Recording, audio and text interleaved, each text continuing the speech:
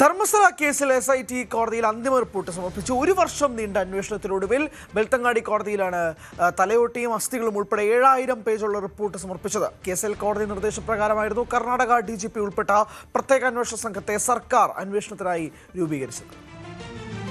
ബെൽത്തങ്ങാടി താലൂക്കിലെ ധർമ്മസ്ഥലയിൽ പ്രായപൂർത്തിയാകാത്ത പെൺകുട്ടികളുടേതടക്കം നിരവധി മൃതദേഹങ്ങൾ കുഴിച്ചിട്ടുണ്ടെന്ന വെളിപ്പെടുത്തലിൽ SIT അന്വേഷണം പൂർത്തിയാക്കി കോടതിയിൽ റിപ്പോർട്ട് സമർപ്പിച്ചു. ഒരു വർഷം നീണ്ട അന്വേഷണത്തിനൊടുവിൽ ബെൽത്തങ്ങാടി കോടതിയിലാണ് SIT സംഘം അന്തിമ റിപ്പോർട്ട് സമർപ്പിച്ചത്. 12 ഫയലുകൾ അടങ്ങുന്ന 7000-ലധികം പേജുള്ള റിപ്പോർട്ടാണ് സമർപ്പിച്ചത്. ഇതിനോടൊപ്പം വീഡിയോ മൊഴിയോടുകൂടിയ ഹാർഡ് ഡിസ്കും കോടതിയിൽ സമർപ്പിച്ചു. കേസിൽ 255 സാക്ഷികളുടെ മൊഴികൾ രേഖപ്പെടുത്തിയിട്ടുണ്ട്.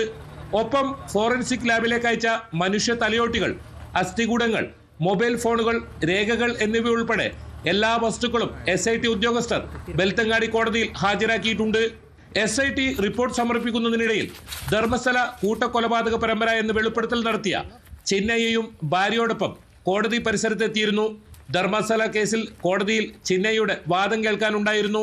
വാദം കേട്ട കോടതി കേസ് ഓഗസ്റ്റ് 29-ലേക്ക് മാറ്റിയിട്ടുണ്ട്.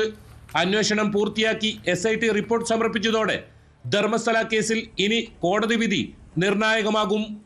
KV Baiju, news 18, Dharmasthala. കൂടുതൽ വാർത്തകൾക്ക് news 18 Keralam YouTube channel subscribe ചെയ്യുക.